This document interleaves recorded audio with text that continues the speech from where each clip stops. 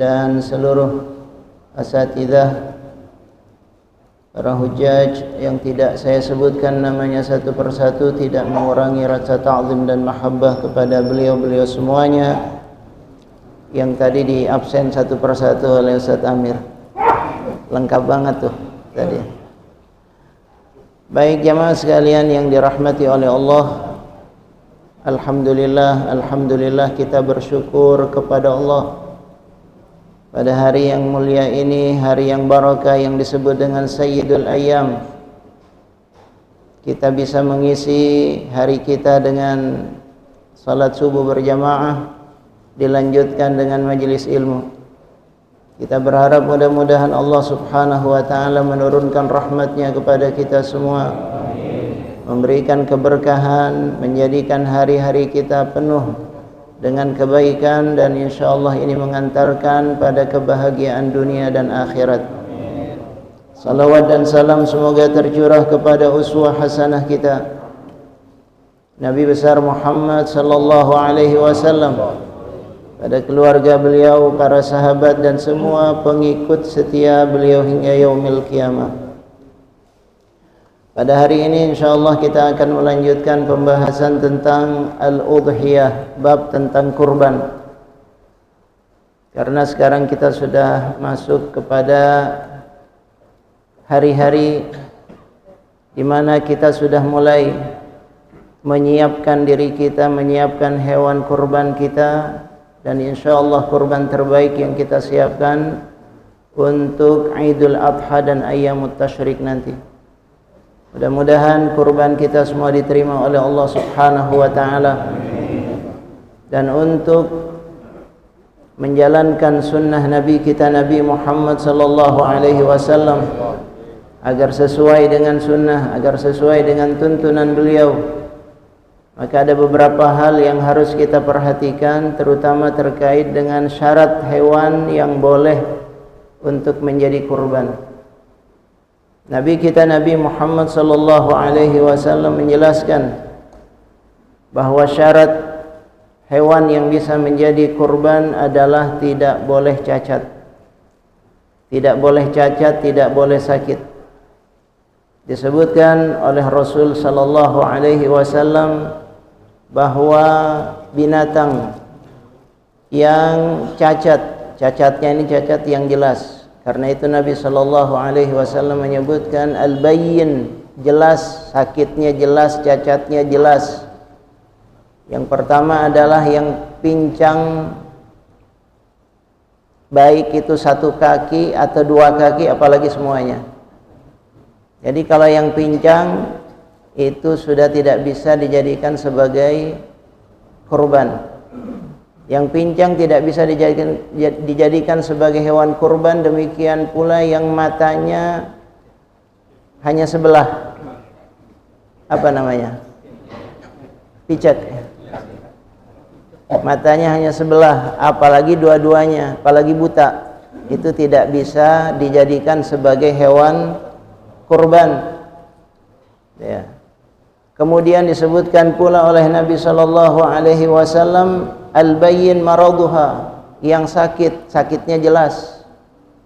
Sakitnya jelas, kelihatan dari kondisi fisiknya, itu juga tidak bisa menjadi hewan kurban. Dan yang terakhir yang disebutkan oleh Nabi adalah yang tubuhnya sangat kurus. Sangat kurus, nyaris tinggal tulang aja. Jadi yang semacam ini nggak bisa dijadikan sebagai hewan kurban. Nah, apa maknanya? Maknanya bahwa dari hadis yang disebutkan oleh Nabi kita Nabi Muhammad sallallahu alaihi wasallam, al-ihtimam bi jaudatil qurba lillahi ta'ala, bahwa orang yang berkurban itu harus perhatian, kurbannya itu harus yang terbaik. Jadi kalau untuk kurban jangan pilih sekedar yang murah. Biasanya milihnya yang murah. Tapi yang dipilih hendaknya yang terbaik, karena ini dikorbankan untuk Allah subhanahu wa ta'ala. Allah ta'ala berfirman, fasalli li rabbika wanhar. Jadi kurbannya adalah untuk Allah. Kalau untuk Allah itu yang terbaik. Ya, kalau untuk Allah yang terbaik, yang bagus. Jangan yang bagus buat kita tapi untuk Allah yang jelek. Jadi yang untuk Allah, kurban ini karena untuk Allah harus yang bagus. Maka Nabi Shallallahu Alaihi Wasallam menjelaskan tidak boleh ada cacat, tidak boleh sakit, tidak boleh buta, ya, tidak boleh terlalu kurus, itu tidak boleh.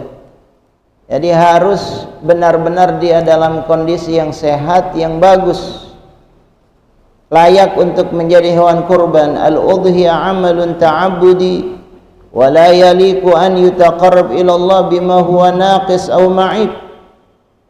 Karena kurban ini adalah amal ibadah, tidak pantas bertakarrub, ya, bertakarrub kepada Allah menyembelih hewan kurban yang cacat, yang tidak sempurna, enggak pantas. Kita mau takarrub kepada Allah, mau ibadah kepada Allah, hendaknya memilih yang bagus.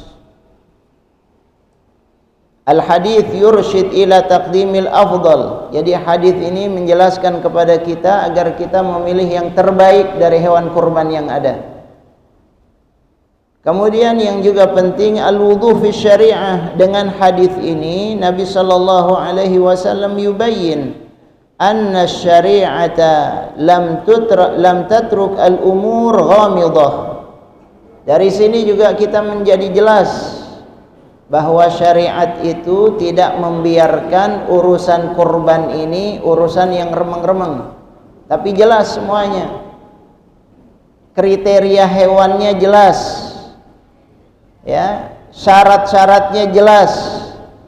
Ini yang digambarkan oleh Nabi kita, Nabi Muhammad sallallahu alaihi wasallam, agar orang yang mau korban jadi gampang, jadi mudah, jadi faham. Enggak perlu lagi bertanya-tanya ini hewan korbannya harus seperti apa, karena sudah jelas. Nabi sallallahu alaihi wasallam menerangkan tidak boleh ada cacat, tidak boleh ada sakit, tidak boleh terlalu kurus. Ini yang disebutkan oleh Rasul sallallahu alaihi wasallam memberikan kemudahan. Karena memang Islam yang dibawa oleh Nabi sallallahu alaihi wasallam adalah Islam yang mudah. Ya, Islam yang mudah, Islam yang jelas. Kata Rasul sallallahu alaihi wasallam, "Innama bu'ithu bil hanafiyyati samhah." Aku diutus membawa agama yang lurus dan mudah. Semuanya terang dalam Islam. Karena memang Allah Ta'ala menjadikan Islam ini agama yang sempurna, agama yang terakhir. Al-yawma akmaltu lakum dinakum wa atmamtu alaikum ni'mati wa raditu lakumul Islam dina. Kemudian juga daf'ul wish wa tasahul. Kenapa kurban itu ada syarat-syaratnya, hewannya, spesifikasinya seperti apa? Agar kita tidak memudah-mudahkan. Biar enggak gampangin kita mencari hewan kurban. Ya. Dan jangan sampai kita juga menyia-nyiakan hewan tersebut. Jadi dengan cara semacam ini Nabi Shallallahu Alaihi Wasallam ingin mengajarkan kepada kita agar kita betul-betul memelihara hewan dengan baik. Jangan sampai dibiarkan jadi cacat, jangan sampai dibiarkan jadi sakit. Artinya dengan ini Rasulullah mengajarkan sifat rahmah kepada binatang, dirawat binatang itu baik-baik. Dirawat binatang itu dengan benar agar dia sehat, agar dia tumbuh dengan baik dan nantinya siap jadi kurban. Jadi dari sini para ulama mengatakan ini isyarat dari Rasulullah, enggak boleh binatang itu dibiarkan tanpa dipelihara dengan benar. Jadi ada rahmah, ini nyambung sama yang kemarin, rahmah lil bahaim, ya, walil an'am. Kasih sayang kepada binatang, terutama binatang ternak. Jadi kita pelihara dengan baik, kita pelihara dengan benar, agar nanti pada saatnya dia siap untuk dikorbankan, bisa jadi hewan kurban. Ini isyarat dari Nabi Sallallahu Alaihi Wasallam. Jadi ar-rahmah bil hayawan, Termasuk di antaranya adalah agar ketika kita berkurban kepada Allah Subhanahu wa taala, maka kita ini berkurbannya tidak boleh ada semacam al-ghish. Al-ghish itu penipuan, manipulasi. Ya, tidak boleh ada manipulasi. Tapi benar-benar berkorban tulus dan berkorban dengan yang terbaik yang kita miliki, dan itu yang paling disenangi oleh Allah Subhanahu wa taala. Mudah-mudahan korban kita semua diterima oleh Allah Subhanahu wa taala. Sekarang jamaah sekalian, kalau seandainya, ini kadang-kadang ada kasus, ada yang bertanya, kalau seandainya kita beli kurban, hewan kurban, ini kan masih beberapa hari, kita beli dari sekarang, waktu dibeli masih sehat, waktu dibeli masih sehat, bagus, layak untuk menjadi hewan kurban. Pas mau disembelih, ternyata dia sakit. Pas mau disembelih, entah karena ada satu sebab, bisa jadi cacat dia. Ini masih bisa atau tidak menjadi hewan kurban? Nah, di sini para ulama menjelaskan. Disebutkan idza ishtaraha sahihatan thumma maridat indahu qabla adz-dzabhi.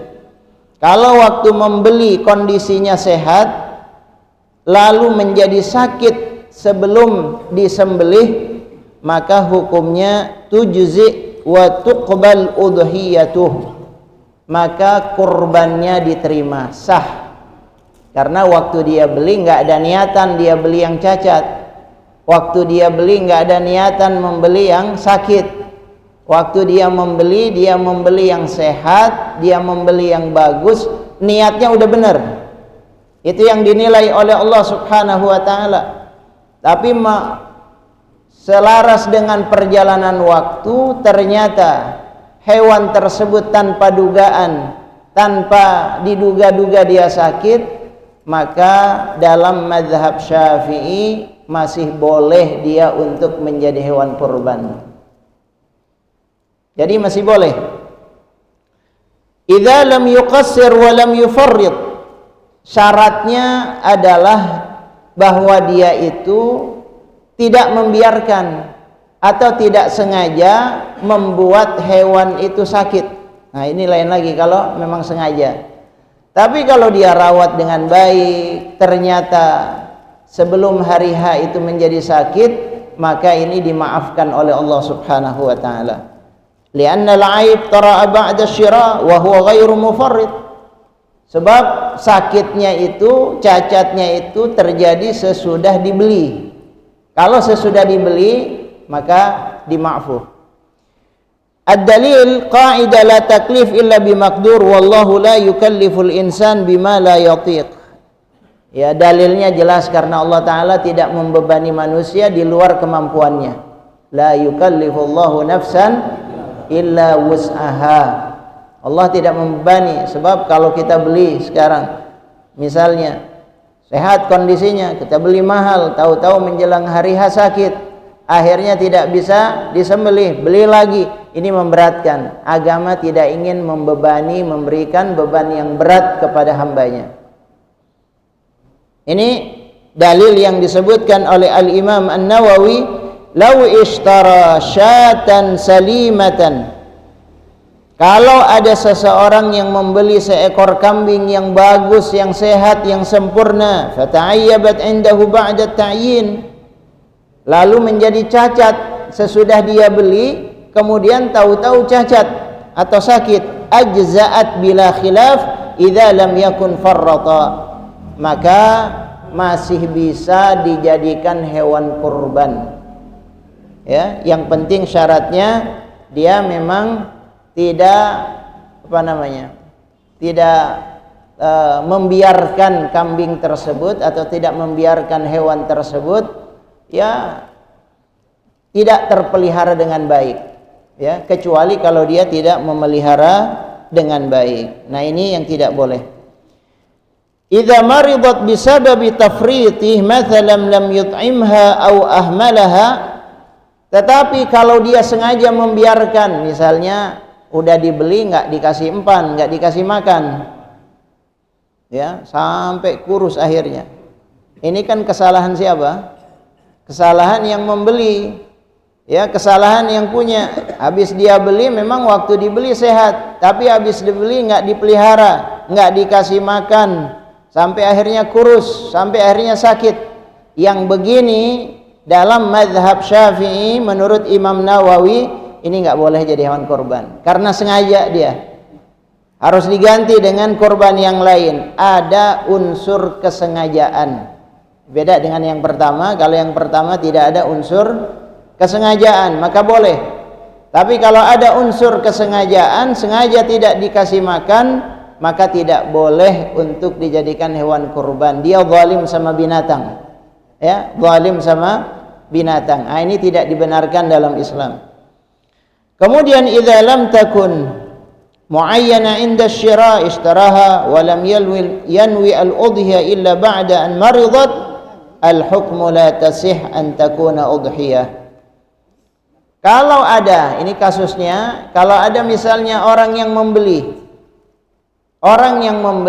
hewan tapi bukan untuk kurban, sengaja dia beli untuk dia pelihara. Ya, dia beli hewan itu untuk dipelihara. Tetapi tiba-tiba hewan ini sakit.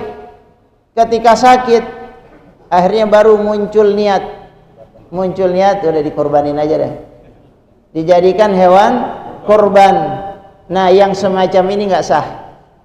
Karena munculnya niat sesudah dia sakit. Nah, jadi beda dengan yang pertama. Kalau yang pertama niatnya waktu dia beli sehat, nah itu boleh. Ya, ternyata habis itu sakit masih boleh. Nah, ini kebalikannya. Waktu dibeli dia nggak ada niat untuk kurban, tapi pas sakit baru muncul niat untuk kurban.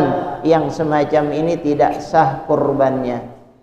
Jadi jelas para ulama kita sudah memberikan keterangan mana yang sah dan mana yang tidak sah. Nah, ini terkait dengan syarat kurban. Yang kedua, syarat kurban itu dari sisi usia. Kata Nabi Shallallahu Alaihi Wasallam, yang boleh menjadi hewan kurban itu yang musinnah. Maksudnya yang musinnah itu yang sudah layak, sudah berumur. Jangan sampai yang masih muda dijadikan sebagai kurban. Kriteria musinnah itu kata para ulama, kalau onta usianya 5 tahun. Ya, 5 tahun. Itu kalau unta. Kalau sapi atau kerbau usianya 2 tahun. Minimal 2 tahun. Jadi tahun yang ketiga bisa dia jadi hewan kurban. Kalau kambing bagusnya memang 2 tahun, kambing biasa, kambing kacang. Ya, itu sekitar 1 tahun minimal kalau kambing kacang. Kalau kambing domba, Nabi membolehkan walaupun usianya setengah tahun, 6 bulan. Ya, 6 bulan udah bisa tuh kambing domba. Tapi itu kalau nggak ada yang 1 tahun. Ya, kalau nggak ada yang usianya 1 tahun, yang 6 bulan kambing domba boleh. Tapi kalau ada yang 1 tahun, sebaiknya yang 1 tahun. Ini yang disebut dengan musinnah, cukup usianya. Jadi usianya cukup layak untuk dijadikan sebagai hewan kurban. Nah, yang masih belum cukup usia, jangan dipaksain. Yang masih muda, yang masih belum berumur 6 bulan buat domba atau buat kambing kacang belum berumur 1 tahun, ini tidak boleh dijadikan sebagai hewan kurban.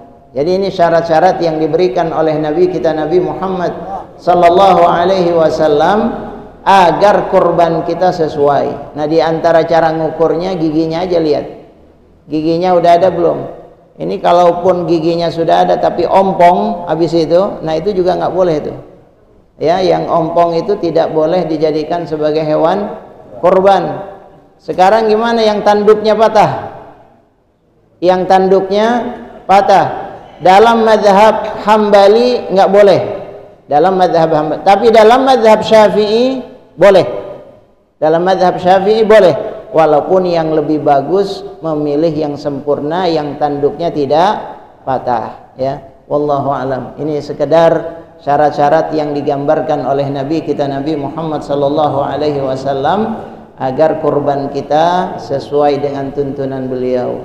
Billahi taufiq wal hidayah. Wassalamualaikum warahmatullahi wabarakatuh. Assalamualaikum warahmatullahi wabarakatuh. Sebelum doa ada pertanyaan, silakan. Yang nggak boleh itu bawa buntut sapi. Dia bawa buntut sapi itu. Nah, ini Hah? Boleh ya? Satu, maju tak? Silakan. Juga bawa buntut sapi kan tuh. Assalamualaikum warahmatullahi wabarakatuh. Waalaikumsalam warahmatullahi wabarakatuh. Ada yang niat beli buat kurban, yang bagus gitu. Setelah kita beli udah niat, pada waktunya bukan sakit lagi, mati sebelumnya begitu ya. Kita mau beli lagi nggak duit, misalnya kan gitu. Itu gimana hubungannya kayak gitu? Terima kasih. Assalamualaikum warahmatullahi wabarakatuh. Waalaikumsalam warahmatullahi wabarakatuh. Ya, langsung ya. Langsung. Udah niat, udah beli, bukan cuma udah niat, udah beli lagi. Udah beli sebelum hari H mati dia. Insyaallah dapat pahalanya. Niyatul mu'min khairun min amali. Innamal a'malu binniyat wa innamal likulli imri'in ma nawa. Sesuai dengan niatnya Allah Subhanahu wa taala tidak akan menyia-nyiakan niat hamba. Jadi apalagi enggak disengaja, insyaallah dapat pahalanya. Insyaallah. Ada satu lagi ya? Dua. Ya, langsung aja Pak. Waalaikumsalam warahmatullahi wabarakatuh.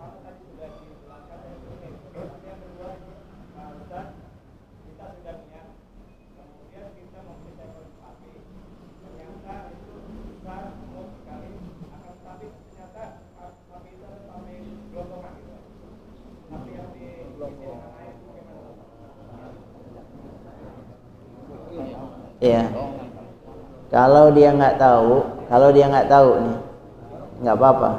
Hukum dari sesuatu yang tidak diketahui dimaafkan oleh Allah Subhanahu wa taala.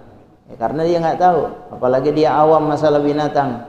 Jadi dia beli, dia lihat gede, bagus, dia beli. Ternyata itu udah diisi air macam-macam, udah direkayasa begitu rupa. Nah, ini insya Allah dimaafkan yang semacam ini karena nggak sengaja dia. Oke, satu lagi.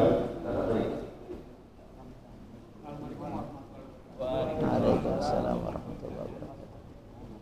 Ada beda pendapat mengenai yang mengatakan bahwa bagi yang berkorban, yang menjelang berkorban itu dilarang untuk memotong kuku dan rambut. Ada beda pendapat, ada yang mengatakan ini binatangnya, ada yang mengatakan ini manusianya ya mau korban. Bagaimana Pak? Ya. Ya. Jadi disebutkan dalam hadis Nabi sallallahu alaihi wasallam, kalau datang hilal Dzulhijjah, artinya awal Dzulhijjah sudah datang, sudah masuk bulan Dzulhijjah, wa arada ahadukum an yudhi, sementara ada di antara kalian yang niat sudah niat nih dari awal untuk berkurban, niat dari awal berkurban, maka falyumsik ana adfarih wa an syi'rih, maka dia harus tahan, jangan dia potong kukunya, jangan dia potong rambutnya. Ini kuku dan rambutnya siapa? Sebagian memang mengatakan hewan, tapi pendapat yang paling kuat adalah manusianya yang mau berkurban. Nah, cuma hukumnya apa? Sebagian ulama mengatakan kalau dia potong berdosa. Ya, tapi sebagian lain mengatakan ini maksudnya makruh saja. Ya, kalau bisa nggak dipotong bagus. Tapi kalau udah panjang-panjang, udah kotor, nggak dipotong, ya ini dalam sisi kesehatan, kebersihan nggak bagus, maka nggak apa-apa dipotong. Jadi ini hukumnya kalau motong itu makruh, itu dalam mazhab Syafi'i. Wallahu a'lam. Ya, tapi potongnya jangan jauh-jauhan ya, mulai tanggal 7 kali. Udah niat korban sudah potong. Mungkin saya baca mulai 1 Hijjah ya. udah makruh potong kuku kita atau rambut kita. Kalau dari panjang boleh Pak, udah 3 bulan ya korban, nggak boleh potong yang panjang kuku kita, gitu ya. Dzulhijjah. Baik, hadirin sekalian, sebelum pengumuman buka atas nama DKM Masjid Jatinegara Timur dan Sabtu Budak mana? Ya, semuanya itu DKM ini sama aja. Silakan Pak. Ya Allah ya Rahman Rahim.